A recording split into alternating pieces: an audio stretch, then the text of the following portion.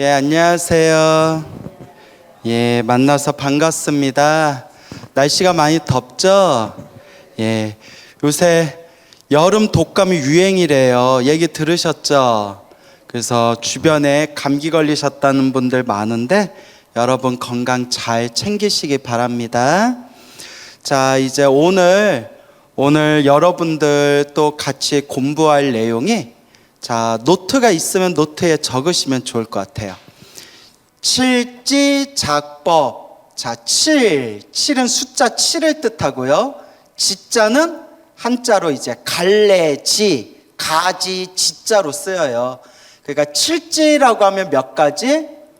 7가지. 그래서 작법, 지을 자, 법을 짓는다. 그냥 수행법이라고 이해하시면 될 것 같아요. 그래서 칠지작법, 7가지 수행법. 자, 그래서 7가지 수행법에 대해서 공부할 텐데, 이른바 복과 지혜를 닦는 대표적인 7가지 방법이라는 거예요. 무엇과 무엇을 닦는? 복과 지혜를 닦는 7가지의 대표적인 구체적인 수행법을 칠지작법이라고 해요. 우리 불교의 수많은 종파 중에서 티베트 불교라고 있죠? 티베트 불교의 장점이 뭐냐면 굉장히 체계적이에요. 기초에서부터 닦아 나아가는 수행이 굉장히 체계적으로 이루어져 있는데, 이 체계적으로 이루어진 이 7가지 수행법, 칠지작법이라고 해가지고 티베트 불교에서 굉장히 중요하게 여기는 7가지의 수행 방법이 있어요. 그런데 이 티베트 불교에서 우리 수행을 하는 수행자들이 복과 지혜를 어떻게 닦아야 될 것인가 라는 부분에 대해서 이제 7가지의 체계적인 방법을 이제 설정을 해 놨습니다. 근데 이게 다 대승경전에 나오는 거예요. 어디에 나온다?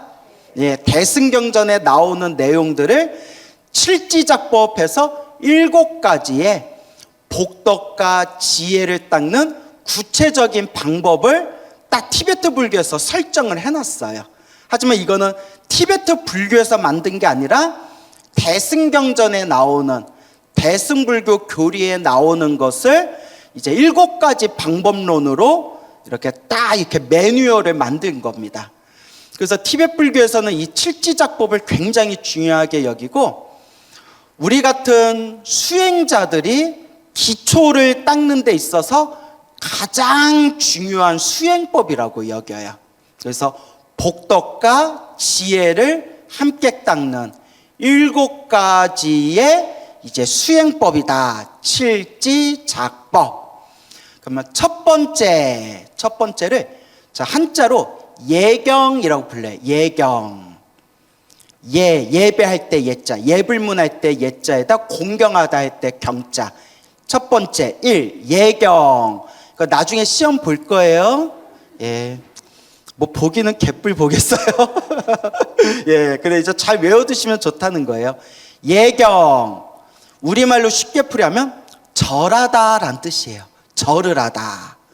당연히 누구에게 절을 하다? 부처님께 절을 하다. 예경. 부처님께 절을 하다. 첫 번째. 자, 그 다음에 두 번째는 공양이에요. 공양. 자, 우리가 부처님께 공양 올리다. 보시공덕을 뜻하는 거예요. 공양 올리다. 보시. 이게 이제 두 번째예요. 잘 적고 계세요? 세 번째는 참회예요. 참회. 우리 천수경에 보면 참회진언이라고 나오죠? 내가 지은 몸과 말과 생각으로 지은 모든 업을 뉘우치고 반성하고 나쁜 업을 소멸합니다라는 의미를 담고 있는 게 참회죠. 그래서 뉘우치다, 반성하다, 내 나쁜 업을 소멸하다 등등의 뜻이 있어요. 그래서 참회하다, 참회. 그 다음에 몇 번째예요? 네 번째. 수의라고 해요. 수의. 뭐라고요? 수의. 수의가 누굴까요? 광우스님 옛날 여자친구 이름이 수의일까요? 예? 무슨 이게 강아지가 풀 뜯어먹는 소리 하고 있네요. 자, 수의. 숫자가 따를 수, 따라할 숫자예요. 따를 수, 기뻐할 희. 그래서 수의하면 따라서 기뻐하다라는 뜻이에요. 무슨 뜻이다? 따라서 기뻐하다. 남이 공덕을 짓거나 남이 무언가 선업을 지으면 그걸 뭐하다? 따라서 기뻐하다. 그 사람의 공덕을 함께 기뻐해 주는 걸 수의라고 해요. 이것도 엄청난 공덕을 짓는 거래요. 그래서 자, 수의, 따를 수, 기뻐할 희. 무엇을 기뻐하다? 다른 사람의 공덕을 따라서 기뻐하다. 그러니까 함께 축하해 주는 거예요. 함께 축하해 주는 거. 자, 그 다음에 몇 번째일까요? 다섯 번째 아닌가요? 예. 막 이제 숫자도 헷갈려요. 자, 청법이라고 해요. 뭐라고 한다? 청법. 법을 청하다. 부처님의 깨달음, 진리, 법을 청하다라는 뜻이에요. 법을 청하다. 다섯 번째, 법을 청하다. 적으셨어요? 여섯 번째, 이건 네 글자예요. 소청주세라고 불러요. 소청주세. 소는 바소자예요. 뭐뭐하는 바, 뭐뭐하는 것이란 뜻이에요. 청은 청하다란 뜻이에요. 공양을 청하다, 뭐 노래를 청하다, 자리에 앉기를 청하다 할 때 청자 있죠? 그래서 소청, 청하다란 뜻이에요. 청하는 바. 주세, 머무를 주, 세상세. 부처님께서 세상에 오래오래 머무르시기를 뭐하다? 청하다. 부처님 열반에 들지 마시옵고 오래오래도록 우리들 중생들 옆에서 오래도록 법을 설하여 주소서. 우리 중생과 오래도록 함께하여 주십시오. 부처님께서 세상에 머무르시기를 뭐하다? 청하다. 소청주세라고 불러요. 어렵지 않죠? 이렇게까지 설명해 주는데 뭔 말이야, 어려워하면 돼요, 안 돼요? 미워할 거예요. 자, 나중에 시험 봐요, 마요? 그냥 안 볼게. 알겠어요. 볼 일도 없어요. 자, 마지막 몇 번째? 일곱 번째. 일곱 번째가 뭘까요? 혹시 맞출 사람 있을까요? 맞추면 내가 업고 운동장 3바퀴 돌게요. 예. 야, 이게 더운 날에 업고 운동장 3바퀴 돌면 나 쓰러진다. 있어요, 없어요? 예? 맙소사 맞췄어. 어떡해? 보살님, 그걸 맞추면 어떡해요? 보살님, 그거 어떻게 하셨어요? 찾아봤어요? 어디서 찾아봤어요? 지금 찾아봤어요? 야, 진짜 스마트폰 다 부셔버리든지 해야지. 보살님, 반칙했으니까 안 업어줄 거예요. 예? 그럼 한 번만 업어줄까요? 어떻게, 나 맞출 줄 꿈에도 몰랐어. 그래요. 그러니까 여러분, 우리 잘하셨어요. 보살님, 여러분, 정말 지금이 공부하기 가장 좋은 시대예요. 그렇죠? 저 보살님 스마트폰에서 바로 찾아서, 아니요, 나는 이거 칭찬하는 거예요. 이렇게 찾아보는 연습을 해야 돼. 알겠죠? 정말 지금 공부하기 좋은 시대예요. 그래서 제가 약속대로 보살님 업고서 3바퀴 돌려고 했는데, 하지만 보살님이 반칙을 했으니까 이건 무효예요. 알겠죠? 그래도 꼭 업어줘야 된다면 제가 그냥 한 분만 안아드릴게요. 그러면 하지만 우리 표정을 보니까 그럴 일은 없을 것 같아요. 근데 나 깜짝 놀랐어. 어떻게 그걸 맞추냐. 자, 그래요. 그래도 마음이 기쁘네요. 그러니까 여러분들 스마트폰에서 자꾸 찾아보세요. 알겠죠? 정말 불교 공부하기 좋은 시대예요. 회양, 뭐라고요? 회양. 돌려준다라는 뜻이에요. 돌린다. 그러니까 나누다, 돌리다라는 뜻이 있어요. 떡을 돌리다, 옹기를 나누다, 그런 뜻이 있는 게 회양이에요. 그래서 한번 따라해 보세요. 거룩하신 부처님, 지금 제가 지은 공덕을 하나도 남김없이 모두 모아서 일체 중생에게 회양합니다. 모든 중생 다 함께 성불하여지이다. 이게 회양이에요. 아시겠죠? 제가 지금 절을 하거나 염불을 하거나 기도를 하거나 수행을 하거나 복을 지었거나 내가 지은 이 공덕을 하나도 남김없이 모두 모아서 누구에게 회양합니다? 중생들과 나누겠습니다. 중생들에게 돌리겠습니다. 하나도 남김없이 중생들에게 다 주겠습니다. 대신 이 공덕의 힘으로 모든 중생과 다 함께 모아여지이다, 성불하여지이다. 이게 회양이에요. 이게 가장 중요한 거예요. 아시겠죠? 예, 그래서 대승불교에서 복덕과 지혜를 닦는 대표적인 방법들을 이제 티베트 불교에서 칠지작법, 7가지 수행법, 복덕과 지혜를 닦는 7가지 수행법으로서 체계적으로 설정하고 매뉴얼로 만든 것이 바로 무슨 작법이다? 칠지작법이다. 이걸 이제 우리가 좀 자세히 살펴보도록 하겠습니다. 그러면 이제 다시 한번 복습 삼아서 칠지작법, 첫째 뭐하기?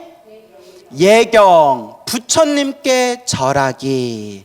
둘째 공양, 부처님과 중생들에게 공양 올리기. 보시하다라는 뜻이에요. 공양을 올리다. 세 번째 무엇? 참회, 내가 몸과 말과 생각으로 지은 업을 참회합니다. 뉘우칩니다. 제 업장을 참회합니다 라는 것이 세 번째 참회. 네 번째 뭐라고요?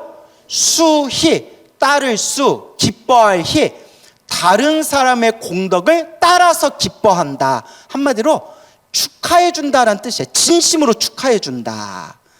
자, 그리고 다섯 번째는 청법, 법을 청하다. 세상에서 가장 위대한 게 바로 부처님의 법이라고 했어요. 그 위대한 부처님의 법이 세상에 널리 퍼지기를 진리의 말씀을, 그 부처님의 소중한 법문을 모아옵니다. 예, 법을 청하옵니다. 이게 청법이에요. 그 다음에 여섯 번째는 소청주세, 누가? 부처님께서 어디에? 세상에 오래도록 머무르시기를 청하옵니다. 부처님이 세상에 오래오래 머무르시기를 청하옵니다. 소청주세.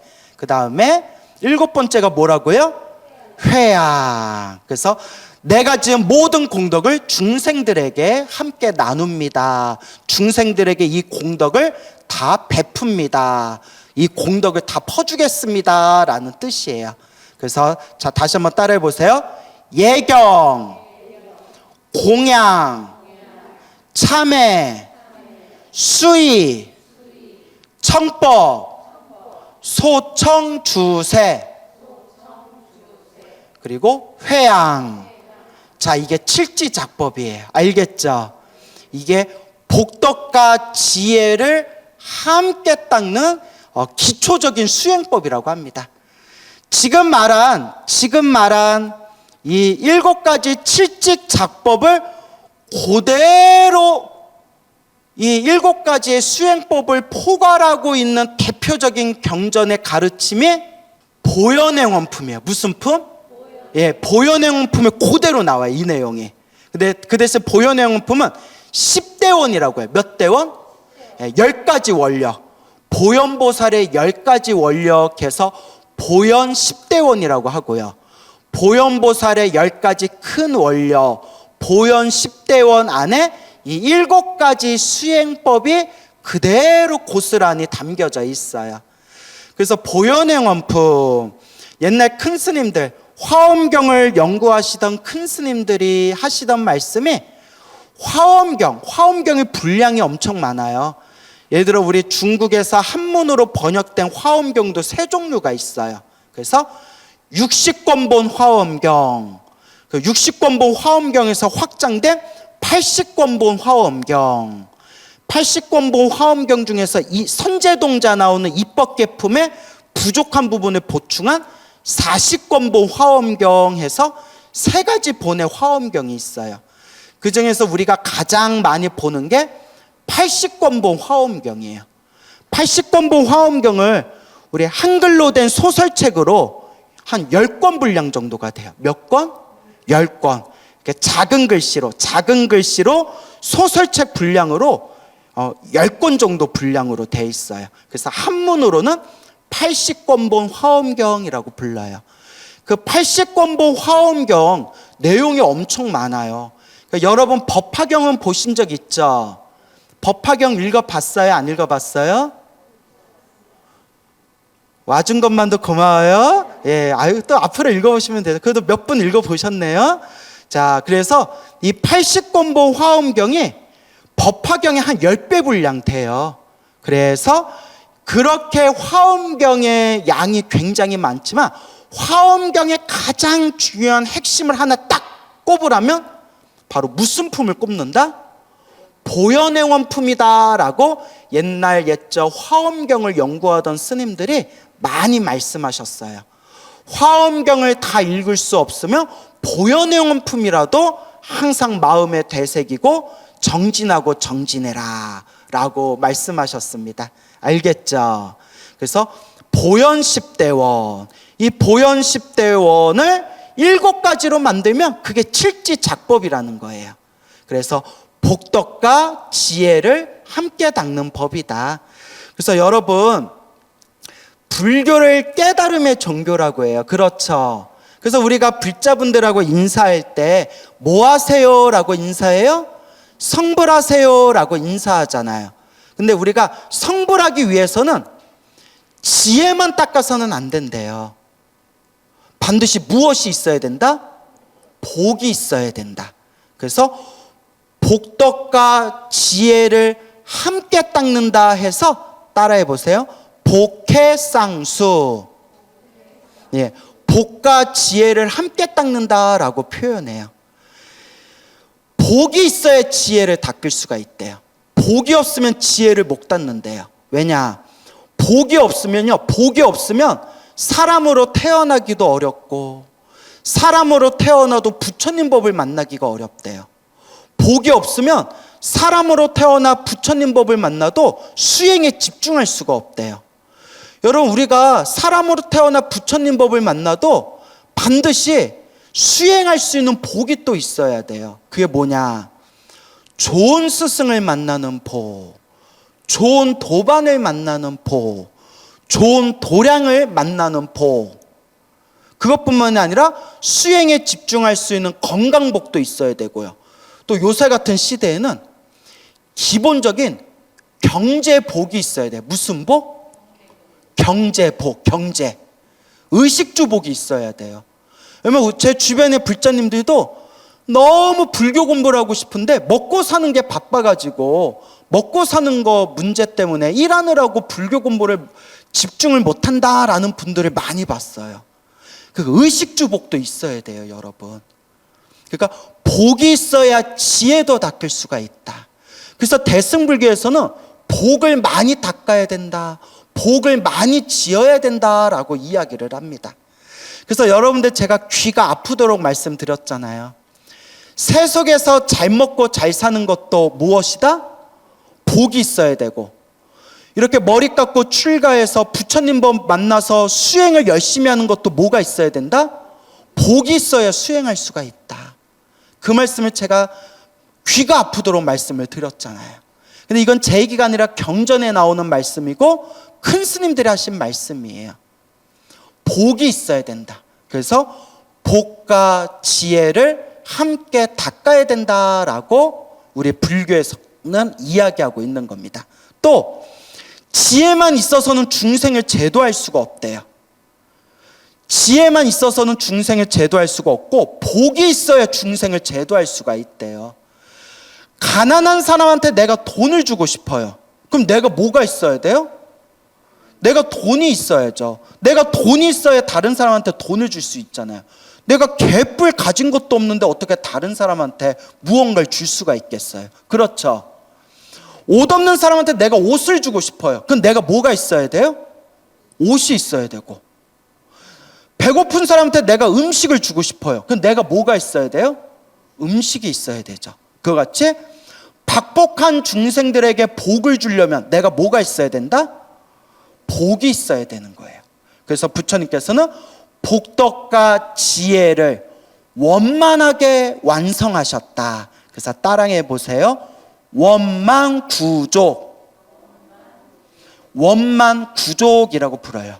원만하게 둥글둥글 하나의 흠도 없이 완벽하게 구족, 모든 걸 갖추셨다라는 뜻이에요. 원만구족. 그래서 제가 늘 드리는 게, 우리가 이론적으로는 마음만 깨치면 부처다라고 부르지만 실제로 현실에서 보면 딱 마음만 깨쳐서 부처님하고 똑같은 분이 거의 있다 없다? 없죠. 우리 주변에 봐요. 마음만 깨치면 부처다라고 하지만 실제로 마음만 딱 깨쳐서 부처 되신 분이 누가 있어요? 뭐 있기야 있었겠지만, 제가 얘기하려는 것은 현실적으로 봤을 때 부처님 경전의 근거를 뒀을 때 우리 위대하신 부처님들께서는 오래오래 닦으셨대요. 그냥 마음만 딱 깨치고 부처 되신 게 아니라 수없는 억겁의 세월 동안 보시바라밀, 지게바라밀, 인욕바라밀, 정진바라밀, 선정바라밀, 반야바라밀, 이것을 합쳐서 무슨 바라밀이라고 해요? 육바라밀. 육바라밀을 완벽하게 닦아서 저렇게 원만구족, 원만하게 완벽하게 모든 걸 갖추신 분이 되었다는 거예요. 그래서 우리 대승불교에서는 한 분의 부처님이, 우리와 똑같은 중생이었던 부처님이 저렇게 완전한 존재가 되는데 3아승직업이 걸렸대요. 몇 겁이 걸렸다? 3아승직업. 제가 여러 번 설명드렸죠? 아승직업은 헤아릴 수 없는 기나긴 시간을 아승직업이라고 해요. 그래서 흔히 뭐라고 하면 우주가 한 번 생겼다가 우주가 한 번 사라지는 기간을 아승직업이라고 해요. 그러니까 3아승직업 하면 우주가 몇 번 사라지는 거예요? 우주가 3번 사라지고 우주가 3번 생기고 우주가 3번 생겼다가 3번 사라지는 그 3번의 기간 동안 육바라밀을 완벽하게 닦아서 저렇게 완전한 부처님이 되신 거래요. 그 부처님을 얼마나 오래 닦았는지 알겠죠? 예, 그래서 나온 말이, 자, 따라해 보세요. 세세상행 보살도. 예, 세세생생 보살도라고도 하고요. 세세상행 보살도라고도 불러요. 세세는 세상 세자예요. 세상, 세세. 또 이것도 세세세 그거 아니에요? 예, 세세세가 아니라 세상. 그러니까 태어나고 죽고 세상 태어날 때마다 상행, 항상이란 뜻이에요. 항상. 행은 행할 행, 수행할 행. 세상행, 세상 태어날 때마다 상행, 항상 수행하겠습니다. 항상 행하겠습니다. 무엇을? 보살도. 모든 중생을 제도하는 보살의 길을 세세상행, 세상 태어날 때마다 영원토록 실천하겠습니다 라는 뜻이 되는 거예요. 자, 다시 따라해 보세요. 세세상행 보살도. 그 세세상행 보살대를 네 문장으로 만들면 뭐가 될까요? 제가 항상 이야기하는 거 뭐죠? 눈빛 회피하지 마시고, 예? 뭐 눈동자 딴 데 보지 마시고. 사홍서원. 와준 것만도 고마워요. 예? 예, 이러면서 배우는 거죠. 그렇죠? 자, 중생을 다 건지오리다. 번뇌를 다 끊으오리다. 법문을 다 배우오리다. 불도 부처님의 깨달음을 반드시 이루오리다. 이게 사홍선, 이게 세세상행 보살도예요. 알겠습니까? 그러면 요 사홍서원 세세상행 보살도를 세 글자로 하면 무슨 심? 무슨 심? 그렇죠, 보리심. 못 맞추면 저 나가려고 그랬어요. 예, 거기 맞추셨네요. 보리심이라고 부른다고 했어요. 자, 머릿속에 정리가 되시죠? 하지만 또 한 달 후에 물어보면 대답한다 안 한다? 안 한다. 그럼 전 또 뭐라고 한다? 와준 것만도 고맙습니다. 또 그러는 건가요? 자, 그렇게 이제 머릿속에 정리하시면 돼요. 알겠죠? 이제 듣다 보면 또 이제 기억이 나는 거죠. 그래서 이와 같이 부처님은 우리와 똑같은 중생이었지만 복덕과 지혜를 오래도록 닦아서 원망구조, 완전한 존재가 되셨다. 그리고 그 구체적인 방법을 육바라밀이라고 하고, 또 육바라밀보다 조금 더 세분화시켜서 표현한 것이 바로 무슨 작법? 칠지작법이 된다라는 걸 명심하시기 바랍니다. 알겠죠? 자, 그래서 예경, 첫 번째가 예경. 누구에게 절을 올리옵니다? 부처님께 절하옵니다 라는 뜻이에요.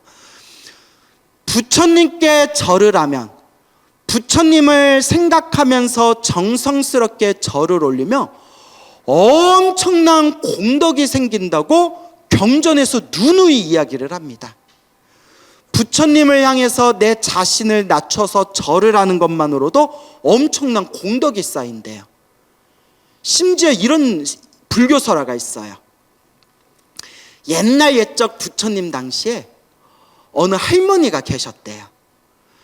어느 할머니가 계셨는데 한 번도 절에 가본 적도 없고 부처님 법문을 들어본 적도 없대요. 그러다가 이 할머니가 어느 날, 이 꼬부랑 할머니가 지팡이를 짚고 뚜벅뚜벅 밭길을 걸어가고 있는데, 그 농두렁길을 걸어가고 있는데 멀리서 부처님께서 바리떼를 들고, 그때 참 이렇게 탁발하는 시간이었는지 부처님께서 바리떼를 들고 이렇게 지나가고 계시더래요. 부처님이, 경전에도 나오지만 부처님이 엄청나게 잘생기셨대요. 부처님이 엄청 잘생기셨대요. 근데 또 불교결에 이런 내용이 나와요. 아까 부처님께서 육바라밀을 닦는데 몇 겁을 닦으셨다고 했어요? 글쎄 잊어먹었어요? 몇 겁? 예, 3아승지겁. 예, 글쎄 또 헷갈리신가? 글쎄, 아니, 뭐 열심히 적는 것 같은데, 노트를 보세요. 다 기억나는데 일부러 대답 안 하신 거죠? 대답도 없어. 그래요, 괜찮아요. 아유, 예. 분위기 훈훈하다. 예. 3아승직업, 우주가 3번 생기고 우주가 3번 사라질 동안 닦으셨는데, 그렇죠? 따로 100대겁을 더 닦으셨대. 몇 겁? 100대겁. 그래서 3아승지 100대겁을 닦으셨다. 100겁을 닦으셨다니까. 100겁. 100겁 동안 무엇을 닦으셨느냐? 100겁도 헤아릴 수 없는 긴 시간이에요. 잘생기고 거룩한 외모를 얻는 공덕을 100겁을 닦으셨대요. 이게 불교교리에 나와요. 3아승지 동안 육바라밀을 닦으셨고 100겁 동안은 잘생긴 외모, 거룩한 외모를 닦으셨대요. 누구나 보고 뿅 갈 정도로 아주 거룩하고 멋진 모습을 닦으셨대요. 그러니까 이게 용수보살의 대지도론이라는 논서에 이런 내용이 나와요. 어떤 사람이 질문을 해요. 야, 좀 이상하지 않냐? 부처님께서 늘 법문하시기를 겉모습에 집착하지 말아라, 외모에 집착하지 말아라, 외형에 집착하지 말아라, 그런 겉모습, 상에 집착하지 말아라 라고 당신이 말씀해 놓고 왜 외형, 남에게 보여주는 외모를 닦는데 배꼽을 닦으셨냐?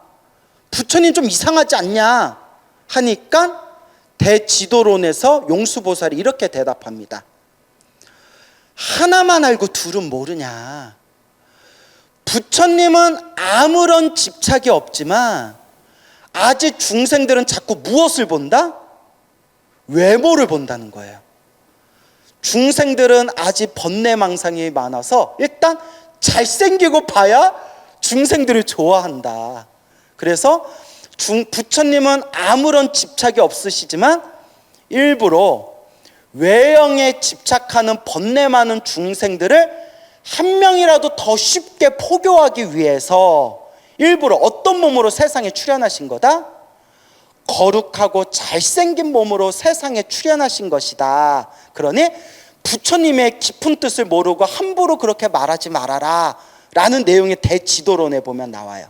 일리가 있죠.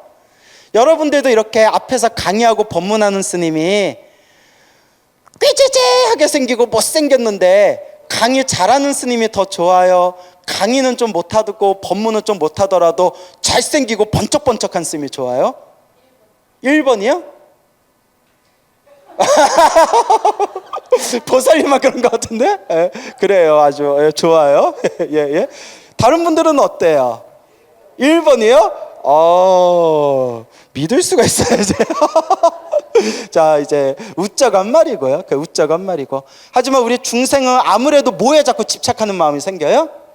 예, 자꾸 외모에, 겉모습에 집착하는 마음이 있기 때문에 부처님께서 일부러 거룩한 모습으로 중생을 제도하는 것이지, 정작 부처님은 당신 외형에 집착을 한다 안 한다? 일체 하지를 않으신다. 이제 이런 내용이 나옵니다. 자, 그래서 그 할머니가 지팡이를 짚고 걸어가는데 저기서 거룩한 부처님께서 바리떼를 들고 이렇게 걸어오시는데 너무나 그 모습이 거룩하고 아름다운 거예요. 그래서 그 할머니가 야, 참 멋지다, 참 잘났다, 이렇게 넋을 잃고 있는데 옆에 같이 부처님 옆에 따라오던 부처님의 시자였던 아난스님, 아난스님 들어보셨죠? 아난스님이 그 할머니한테 지나가면서 이렇게 얘기했대요. 할머니, 우리식대로 하면 노보살님, 아니 부처님을 보면 합장이라도 인사하셔야죠. 왜 그렇게 빤히 쳐다보세요? 부처님을 배웠으니 예배를 올리셔야죠. 그 소리에 할머니가 아이고 그거 하면서 부처님한테 이렇게 합장반배를 했대요. 그 거룩한 부처님의 모습을 보면서 정말 이렇게 감동을 느끼면서 부처님께 이렇게 합장반배를 올렸대요. 합장반배. 그 부처님이 이렇게 멀리 떠나시고 할머니께서 이제 다시 농두렁길 그 두둑길을 이렇게 걸어가고 있을 때 어디서 소 한 마리가 나타서 할머니를 들이박았대요. 할머니가 그 자리에서 소머리에 들이박혀서 죽었대요. 부처님께서 나중에 그 이야기를 듣고 이렇게 얘기하세요.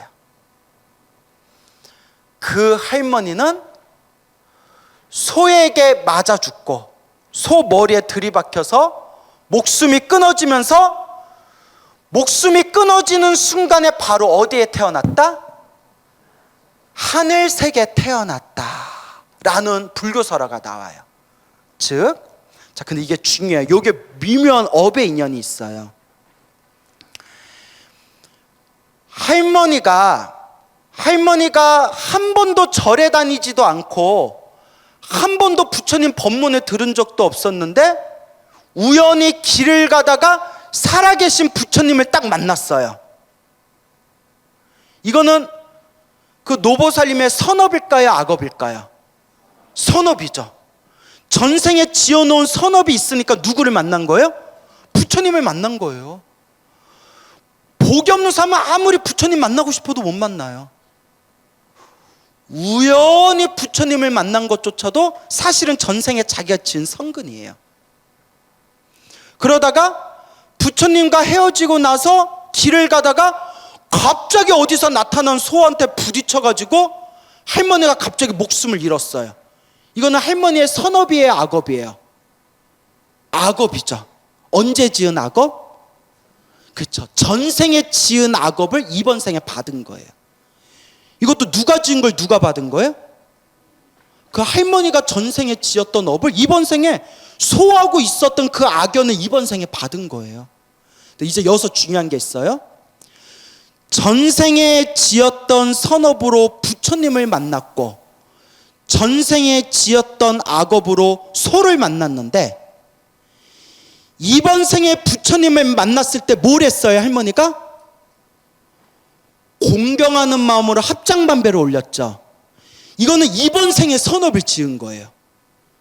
이번 생에 지은 선업의 힘으로 비록 전생에 지은 악업 때문에 소에 맞아 죽었지만 이번 생에 지었던 부처님께 공경하는 마음으로 합장 반배를 올렸던 그 복의 힘으로 죽은 뒤에 어디에 태어난 거예요? 하늘색에 태어난 거예요. 이게 바로 3세 인과예요. 무슨 인과? 과거에 지은 업을 이번 생에 받고 이번 생에 지은 업을 언제 또 받는다? 다음 생에 또 받았다. 근데 여기서 우리가 주목할 것은 그 할머니가 살아계신 부처님을 배웠고 공경하는 마음으로 한 번 합장반배 한 것만으로도 하늘색에 태어났는데 하물며 부처님의 제자인 불제자들이 늘 공경하는 마음으로 부처님을 생각하면서 절을 올린다면 그 공덕은 얼마나 더 크겠는가. 이게 이제 불교설화의 교훈이에요. 이 할머니가 나오는 불교설화에. 그래서 옛날부터 부처님께 절을 올리는 공덕은 굉장히 뛰어나다라고 말씀을 하셨습니다. 그래서 경전에 이런 내용이 나와요.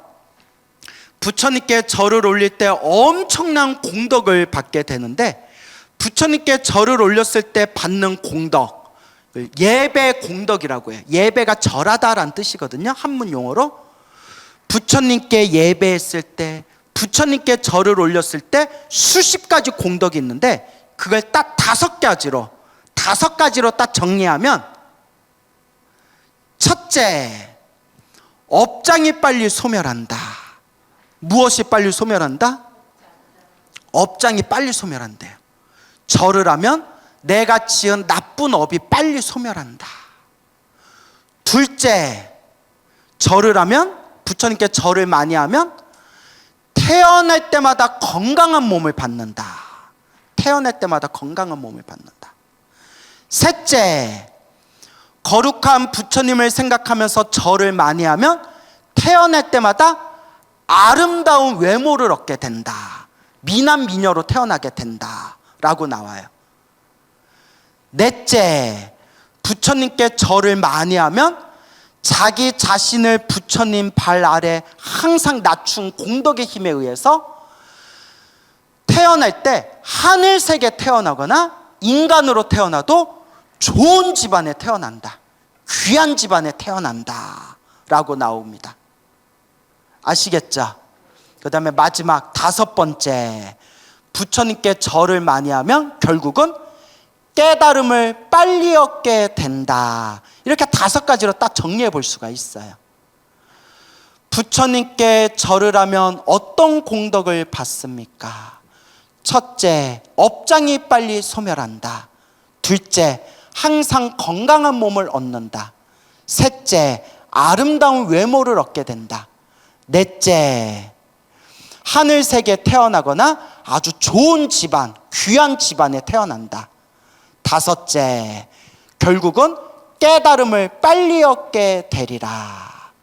그래서 제가 늘 불자님들께 무릎이 너무 아프시거나 몸이 너무 안 좋으신 분들은 억지로 절할 필요는 없고, 아직 몸이 건강하신 분들은 매일매일 몇십 배라도, 108배만이라도 꾸준히 절하는 습관을 들이면 그게 다 누구 공덕으로 돌아온다?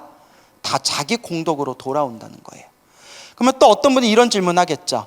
스님, 절할 때 꼭 절에 가서 절해야 되나요? 그러면 제가 뭐라고 했죠? 아닙니다. 집에서라도 부처님을 생각하면서 절을 하면 그 자체로 공덕이 생깁니다. 아, 그러면 스님, 절을 할 때 동쪽을 보고 절해요? 서쪽을 보고 절해요? 남쪽을 보고 절해요? 북쪽을 보고 절해요? 그럼 전 또 뭐라고 할까요? 어느 쪽을 보고 절해도 상관없습니다. 동쪽에는 동쪽에 부처님이 계시고 서쪽에는 서쪽에 부처님이 계시고 사방팔방에 다 부처님이 계시니까 그냥 좋은 쪽으로 자기가 하고 싶은 방향으로 절을 하시면 됩니다. 그럼 또 어떤 분이 이렇게 질문하겠죠. 그러면 스님, 아침에 절하는 게 좋아요? 점심에 절하는 게 좋아요? 저녁에 좋아하는 게 좋아요? 그럼 제가 또 뭐라고 할까요? 아무 상관없습니다. 아침에 하면 아침에 하는 대로 좋고, 점심에 하면 점심에 하는 대로 좋고, 밤에 하면 밤에 하는 대로 좋습니다. 부처님은 다 알고 계시니까 정성껏 절하면 됩니다. 그럼 또 어떤 분이, 그러면 스님, 그럼 이제 제가 뭐라고 할까요? 그냥 하지 마세요. 그냥 하지 마세요. 이제 됐어요. 자, 이제 웃자간 말이고요. 자, 무슨 말인지 알겠죠? 그래서 늘 이렇게 절하는 습관을 들이면 참 좋다. 이것이 다 우리 공덕으로 쌓이게 된다. 하지만 절할 형편이 아니거나 절하기가 불편하신 분들은 그냥 부처님께 절하는 마음으로 그냥 염불을 하거나 사경을 하거나 뭐 다란이를 하거나 기도를 해도 결국 모든 에너지는 하나로 통한다. 제가 귀가 따갑도록 말씀드렸죠?